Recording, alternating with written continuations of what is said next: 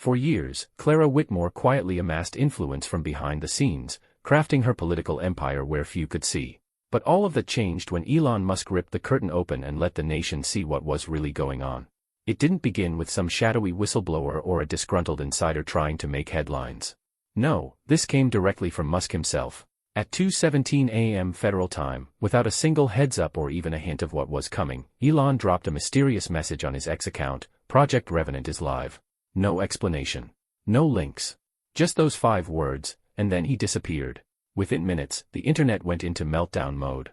Reddit lit up with wild speculation, Telegram groups were buzzing with theories ranging from alien tech to secret mass arrests. The digital world was on fire trying to make sense of it. Exactly 12 hours later, Musk re-emerged, but not where anyone expected. He wasn't online. He appeared on stage inside what looked like an abandoned control room straight out of the Apollo space era. But instead of rocket telemetry, the screens behind him displayed financial charts, heat maps, timelines, and something even stranger, faces. Musk stood dead center, hands clasped behind his back, surrounded by a mix of analysts and plainclothes agents. His face gave nothing away. And when he finally spoke, the entire room seemed to hold its breath. "I've kept quiet long enough," he said. "This isn't about politics. It's about betrayal." The live stream lasted just 8 minutes, but it was more than enough to spark a national firestorm. Musk went on to expose a top-secret federal initiative codenamed Project Revenant, which he claimed was created to investigate what he called the systematic laundering of taxpayer dollars, laundering that had been disguised under the banner of foreign aid and humanitarian efforts. He didn't start by naming anyone, but his delivery made it clear, this wasn't just speculation. It was a direct accusation. The location itself was real, too. That eerie control room.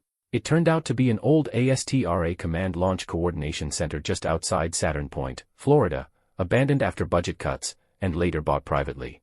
Musk had quietly repurposed it as the base of operations for a financial intelligence task force he'd been assembling in secret for years. Then came the proof. One by one, documents began flashing across the screen: emails, financial ledgers, official signatures. Names appeared next: a senator from Oregon, a former secretary of transportation, and a cluster of aides linked to nonprofits in places like Damacra and Tunisia. And then, out of nowhere, came the shocker. Clara Whitmore's face filled the center screen. Musk's tone didn't shift. "Calm and steady," he said. "Representative Whitmore has been connected to over $294 million in foreign transfers between 2013 and 2020. Not a single one of these appears in public financial disclosures." He went on to explain that the money moved through a web of intermediaries, NGOs, religious charities, and international relief organizations. Many of these groups were traced back to offshore accounts in countries like Luxembourg, the Valmora Isles, and Cyprus. Then came the real punch. Musk paused, then added, "Some of those accounts are under her niece's name." People watching across the country were stunned. Whitmore, the same figure who had pushed for climate legislation, championed transparency, and preached government ethics, was now being framed as the mastermind of an intricate financial scheme, hiding behind the image of public service. But the evidence didn't stop there. Forensic records showed property purchases in remote areas of Utah and along the coast of Maine. These homes were bought through shell companies, immediately renovated, and then either flipped or leased to government contractors. But it wasn't just Whitmore. Several of her longtime allies were named too. News anchors looked stunned, some networks cut the feed entirely, while others doubled down with panels trying to discredit the evidence before anyone could really look at it. Still, millions had already seen enough. Within an hour, #WhitmoreOffshore was trending. People were demanding answers. FOIA requests flooded in. Even Musk's critics didn't know what to say, because no one, not even top reporters, had ever presented anything this bold. A woman in Corteza, watching on her phone at work, later told a friend, "It felt like someone kicked open a door, and instead of lying about what was behind it, they just let us see it." Musk didn't speak again that day. He walked off camera without a word as federal agents moved in behind him. The stream ended, no outro, no follow-up, just silence. But that night, the documents started leaking. The control room didn't look like much: off-white walls, corners cracked from Florida humidity, old countdown clocks still hanging. But behind the rusted doors, it had been gutted and rebuilt. Inside, modern tech hummed, monitors on every table, cables running across the floor, gear pulled from private aerospace firms and federal surveillance stockpiles. The air smelled like coffee, sweat, and burnt circuits. This was the core of Project Revenant, and Musk ran it without flash. To the team, he wasn't Elon. He was just lead. Not out of ego, but order. Lead in meant he'd arrived. Lead clear meant he'd left. He didn't give speeches. He asked questions, and expected straight answers. A 60-foot LED wall showed everything: flagged bank activity, non-profit transfers, encrypted data, facial ID pings. At the front stood Dana Wexler, mid-40s, ex-military intel. She left government work after a quiet scandal and never spoke of it. Musk had recruited her 3 years earlier. Now she led the forensic unit. "Dana," Musk said to her calmly, "walk me through the Whitmore branch again." She tapped the screen. Mornvale Outreach Trust. Claims to support orphans in Simbala. Funded by 2 Baymont NGOs. A quick swipe showed transfers leading to Varela Holdings Group, a company in Luxembourg. Registered to Sophie Whitmore, she said. Whitmore's niece's married name, changed in 2016, probably to stay low. Same birthday, same woman. We matched it using voter records and old credit card statements. 2 popped up on screen, one from a restaurant in Monterey, the other for a private jet booking in Stockholm. Musk squinted at the display. Jet company was paid through Furnico. Dana nodded. Same week $3.9 million flowed through their Cyprus branch. He didn't smile. He just murmured, "Good," and walked toward the war room table. Unlike the retro control room around it, the table was sleek, new, carbon fiber with a matte finish. 3 people sat there: a former Federal Bureau of Oversight investigator, a cybersecurity expert who once breached a Chinese telecom, and Naomi Keene, Musk's lead legal strategist. Naomi leaned in, arms folded. "This is going to get ugly. They won't just sit back. They'll come after you, hard." The Federal Bureau of Oversight guy added, "They'll say you're anti-democracy. Obsessive. Dangerous." Musk gave a small nod. "Let them." He tapped the table twice. "I'm not here for optics. I'm here for impact. These people have spent decades hiding behind humanitarian buzzwords. I want the smoke cleared." He glanced up. A small drone hovered silently above, recording everything. He knew they might need proof, every word, every decision, someday. Dana turned from her screen. "There's more." Carolyn Pierce, niece, co-signed 2 grants linked to Whitmore's fund.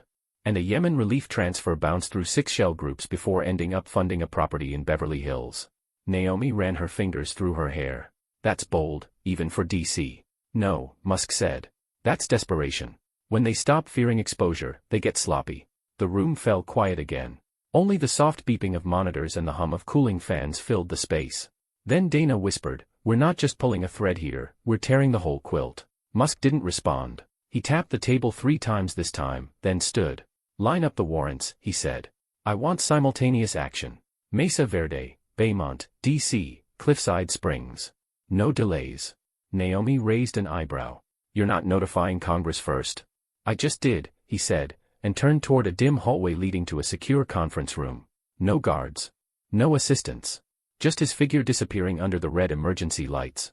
But even Musk knew, exposing the truth wasn't enough. The next move had to be real. The next morning started off like any other, until it didn't. In Washington, D.C., office workers were just settling in when black SUVs began arriving. No sirens. No warnings. Just federal agents stepping out quickly and quietly. Federal Bureau of Oversight teams, National Enforcement Corps, and others without any visible ID. Their movements were sharp, coordinated, like they'd run this drill a dozen times. In Mesa Verde, agents hit a gated home using a flash warrant. Neighbors peeked through curtains as scanners and gear were rolled in. 3 electric vehicles in the garage had license plates registered to a clean energy nonprofit that hadn't submitted a single real grant in 4 years. And up in Cliffside Springs, a well-secured home overlooking the cliffs had its locks bypassed by federal override. That house, bought in 2018 by a shell company tied to a supposed climate project based out of Zoran.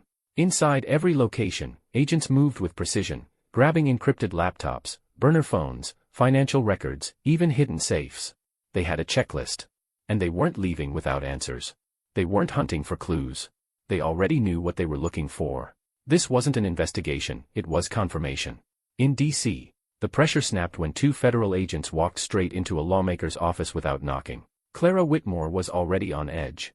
Her aides had briefed her on Musk's broadcast, but she hadn't seen the documents for herself. She was mid-interview with a NBN anchor when one assistant leaned in and whispered something that made her go still. The live feed cut instantly. Whitmore stood, yanked off her mic, and stormed out. "Why wasn't I told?" she snapped as she passed her huddled staff. "I want names. Who authorized this, now?" The agents didn't raise their voices. One simply handed her a sealed warrant, signed by a judge, not in D.C., but in Colorado. Too much political overlap in the capital. The courts had taken precautions. We're here to collect materials related to financial transfers made through congressional grant programs from 2012 to 2019, one agent said. Her team froze. No one moved. One aide reached for the phone but was quickly warned, any attempt to delete or relocate digital files could trigger obstruction charges. Whitmore narrowed her eyes.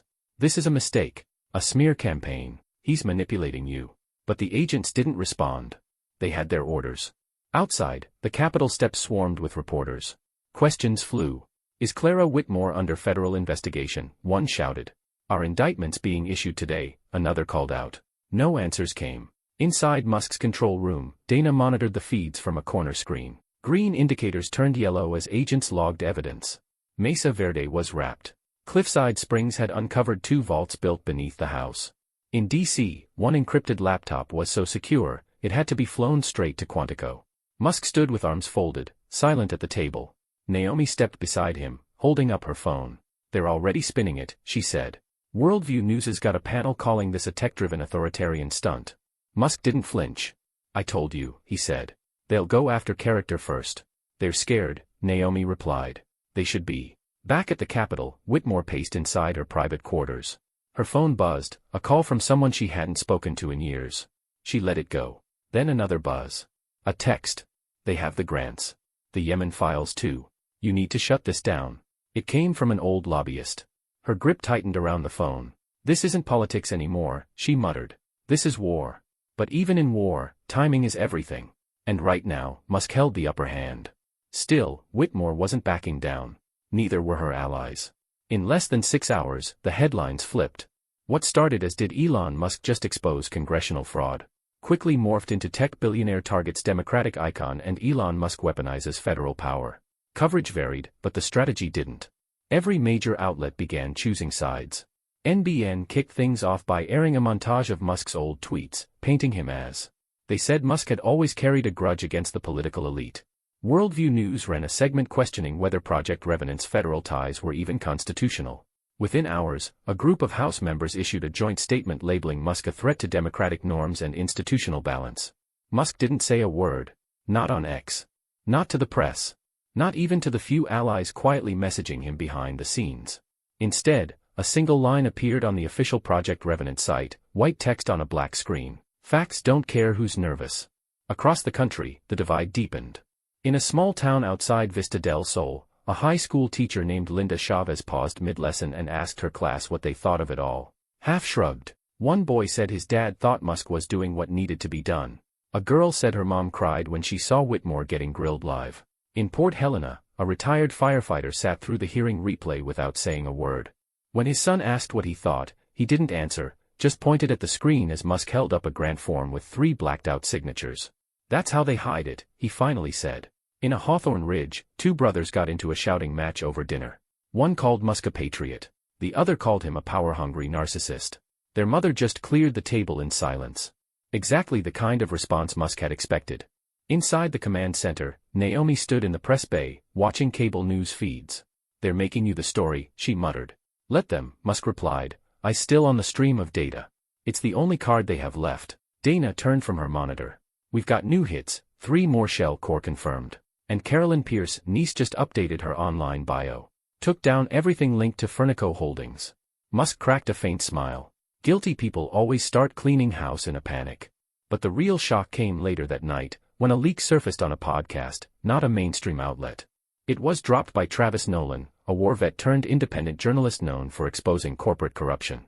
Somehow, he'd gotten his hands on a private transcript, an audio file recorded by accident through a Bluetooth device.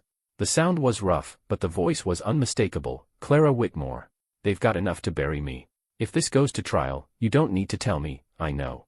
The clip went viral in hours. Mainstream cable avoided it, but TikTok didn't. YouTube didn't. Independent sites picked it up fast. Soon, the question wasn't whether Musk had gone too far. It was, why had no one ever brought proof like this forward before?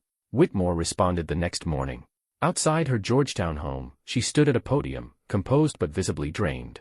This is nothing but a smear campaign, she said, led by a billionaire who thinks his money puts him above the law. I have nothing to hide. But by then, the conversation had already shifted. In a coffee shop in Westfield, Nebraska, In a quiet coffee shop in Westfield, Nebraska, a young woman leaned toward her boyfriend and asked, if she's got nothing to hide, why does she look so stiff? Back inside the war room, Musk and Naomi reviewed Whitmore's response together. She's dodging, Naomi said. Classic move, don't deny, just discredit. Musk watched the clip in silence, then finally spoke. Set the hearing date. I'm ready. While the country argued online and in the streets, Musk prepared to confront her face to face. The hearing room wasn't quiet because it was empty, it was packed. Cameras were clamped onto every flat surface, reporters pressed shoulder to shoulder along the back wall, and staffers whispered nervously between glances at their phones. This wasn't just another oversight meeting. Everyone knew it. Musk entered alone. No legal team. No press handler. Just him in a plain gray suit that looked almost too simple for a man of his wealth. He took a seat at the center table, adjusted the mic, and waited. Across from him sat the Congressional Oversight Committee. Some members looked hostile. Others avoided eye contact entirely. Clara Whitmore entered last. 2 aides flanked her as she took her place at the panel. Her posture was perfect, composed, but cold. A low murmur swept the room as Chairman Jerome Ayers, representative from New Mexico, cleared his throat and addressed the floor.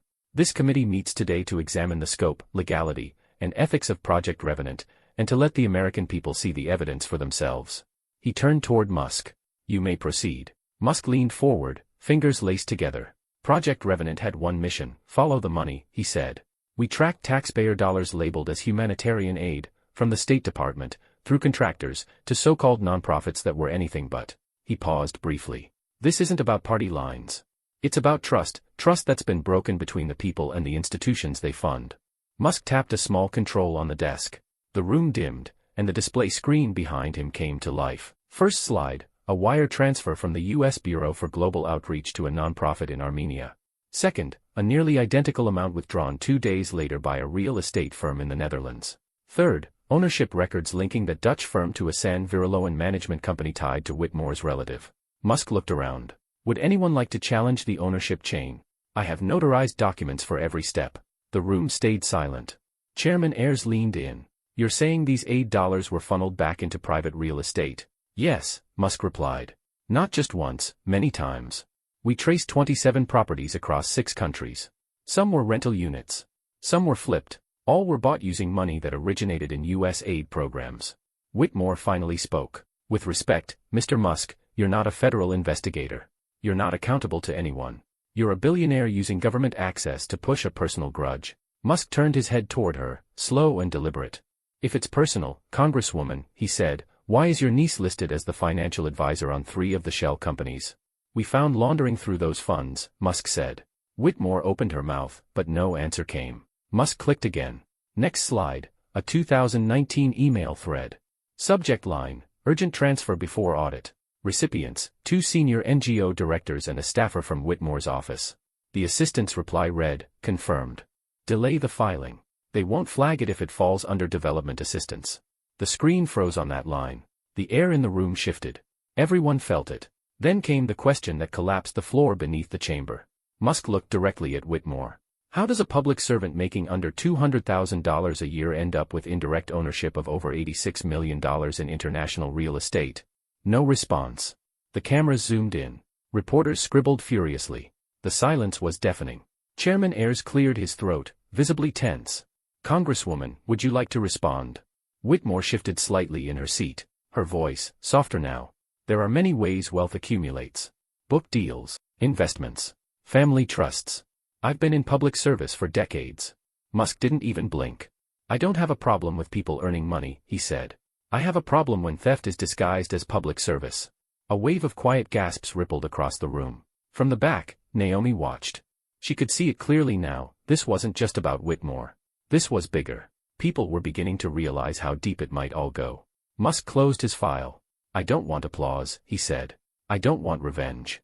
I want accountability, for the single parent working 2 jobs. For the veteran still waiting for medical care. For every taxpayer who trusted you. He stood. No one moved. And even with everything exposed, what happened next surprised everyone. 3-4 later, Clara Whitmore announced she wouldn't seek re-election. Standing at a podium outside her Baymont home, she spoke softly, her words carefully measured. I've always believed in service. I've always believed in good governance. But there comes a time when new voices must rise. She didn't mention the investigation. Didn't mention Project Revenant. But everyone knew. The announcement came just hours after the Office of the Inspector General quietly confirmed a sealed federal inquiry. No charges, yet, but the pressure was real. Capitol Hill felt it. Whispers spread, internal audits, frozen assets, sudden resignations. Staffers moved faster. Conversations grew shorter. A representative from Maryland scrubbed parts of his online financial disclosures. A senator from Nevada canceled a trip to Dubai and hired a forensic accountant. No one said anything out loud, but they all knew the rules had changed. In the following weeks, 3 nonprofit CEOs linked to flagged NGOs stepped down. One vanished entirely. A fourth, based in Oregon, transferred control of his entire foundation to a new philanthropic council in Qatar, no explanation given. Musk stayed quiet. He returned to Doge HQ in Florida and resumed operations. Business as usual. Occasionally. Every so often, Musk would post a single-line update through the Project Revenant portal. Messages like, data integrity confirmed in Arizona raids. Public records requests are 79% processed. Fraud accountability is not a phase. No celebration. No press tour. Just quiet, steady work. But the country remembered. In a diner near Granite Hill, North Dakota, an elderly couple watched a replay from the hearing over their eggs and toast. The woman turned to her husband and said, "Never thought I'd live to see someone actually hold them accountable." In El Monte, California, college students sat in a dorm lounge, rewinding the clip of Musk asking, "How does a public servant become a millionaire off taxpayer money?" They played it on loop, mouthing the words like a mantra. And in a Clearwater Veterans Hall, during open mic night, a retired Marine stood up and said, "This ain't about red or blue, it's about someone finally pulling back the damn curtain." Meanwhile, inside Whitmore's circle, the damage control machine roared to life. Attorneys were brought in. PR firms worked around the clock. But none of it stuck. The leaked documents. The email chain. The hearing clip. The audio recording. It was all out there, and none of it could be undone. Her defenders claimed the evidence lacked context. Her critics argued it was just the beginning. Then something unexpected arrived. A letter, addressed to Musk. Not from a fan. Not from the media. It came from a retired congressional ethics officer in his 70s, watching from a cabin in northern Idaho. The letter read, "I tried to raise the same red flags once. They buried me in silence and paperwork. Thank you for not letting them do it to you." Musk didn't reply. But he had the letter framed and hung quietly above the power grid console in the Doge command center. One evening, as Musk walked past, Naomi leaned over to Dana and asked something neither had said out loud until then. "Do you think this actually changes anything?" Dana didn't answer right away. She watched Musk as he passed by, lost in thought, then finally said, "It already has." Across the country, FOIA requests spiked. New watchdog groups started forming on forums and message boards. Volunteers offered to dig into local budgets and grant records, state by state. And sometimes, out of nowhere, someone would post a photo. A subway wall. A car bumper. A sidewalk stencil. All tagged with the same quote that had quietly spread across the country. Truth isn't loud. It's steady. Musk never claimed victory. He didn't have to. But he left behind something much larger. The final video came without warning. No tweets. No trailers. Just a quiet upload titled "A Word to the Public," posted to the Project Revenant portal one morning. No polish. No dramatic lighting. No music. Just Musk, alone in the same mission control room where it all began. The LED wall behind him was dark. The room, dim and plain. You could hear the soft tick of a cooling fan somewhere off-screen. He looked straight into the camera. "I want to explain something," he began. "Not to politicians. Not to reporters. To you." Then he paused. A real pause. No drama. Just a breath. A reset. Then he leaned in. "I didn't start this to destroy anyone," Musk said. "I started it because I noticed things. Patterns. Movement. Small details most people miss. And the deeper I looked, the more I realized, those entrusted with our money, our programs, and our future were playing by their own rules." He gave a slight shake of his head. Public service was never meant to be a retirement plan. It's not supposed to be a shortcut to luxury. But too many in office turned it into exactly that, counting on no one watching closely enough to call them out. He held up a small folder, tapping it twice against the desk. This is just one slice of what we uncovered. It's not just Whitmore. Not just one party. It's deeper. Wider. Some of it's still being verified. But that's not the point." He leaned back. "The real problem isn't the drama. It's the silence. The silence that let all of this happen." For a moment, he was still. Hands folded. Eyes locked on the lens. "They didn't just exploit the system," he continued. "They exploited your trust. Your fatigue. Your distraction. They bet that you were too tired to notice, and too disillusioned to care. Another pause. No blinking. No flourish. But maybe, he said, maybe it's time we stop treating corruption like background noise. Like some inevitable tax on modern life. Maybe it's time we stop laughing off the hypocrisy, and start asking better questions. Because when people in power think no one's watching, that's when they get dangerous. He stood. The camera tracked him as he walked toward a panel near the wall and pressed a button. A screen lit up behind him. It showed dozens of real Americans, watching the congressional hearing from earlier that month. People in kitchens. On buses. At job sites. On lunch breaks. Musk turned to the screen. You don't have to agree with me. You don't even have to like me. But you should expect better from the people who spend your money in your name. That's not politics. That's basic respect. He looked back at the camera one final time. I'm going back to my work. You should keep watching theirs. The video cut out. No outro. No logo. No donation link. Just silence. But what happened next didn't need a plan. Forums and message boards lit up within hours. People began posting their own questions. Screenshots of local budget reports. Nonprofit filings that didn't add up. City contracts with red flags. A hashtag began spreading across platforms. Hashtag no more masks. And in homes and buses and classrooms and break rooms, people weren't shouting. They were talking. In Salem, Oregon, a bus driver pulled over during lunch and watched the full video on his phone. When it ended, he sat quietly for a minute, then whispered, "He's right. I stopped paying attention." In Ohio, a single mom on a night janitor shift paused to jot down a question she planned to email her state rep the next morning.